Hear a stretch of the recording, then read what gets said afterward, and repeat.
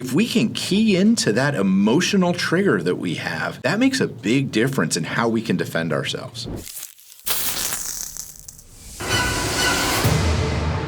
The emotional part of it is fascinating to me, honestly, the psychology of how people work. And a lot of the triggers that they use, they're anything from greed to helpfulness, urgency, fear. And I find that urgency and fear are definitely the most common. They're pretty much in everything that I see, from email phishing or vishing, which is the voice phishing, the phone calls, or the smishing, SMS phishing, which is the text messages.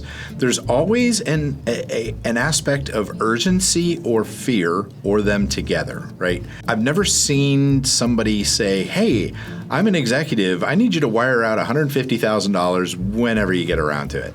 Or like, when you feel like it, go down and grab me some gift cards and send me the numbers on it, right? There's always that sense of urgency or fear.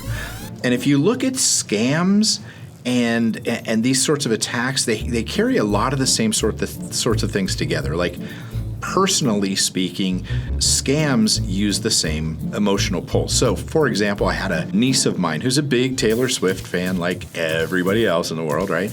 And she wanted to get some tickets to a Taylor Swift concert. She reached out to somebody selling them online, and they used the same kind of tactics. When she was like, well, I don't want to pay that route. I don't like it because there's no protection. The scammer came back and they were going, well, if you don't pay for it now, you're going to end up losing these things and you won't have tickets to this.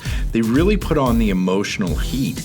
And I find that is one of the key things that if we want to defend against this, if we can key into that emotional trigger that we have, that makes a big difference in how we can defend ourselves.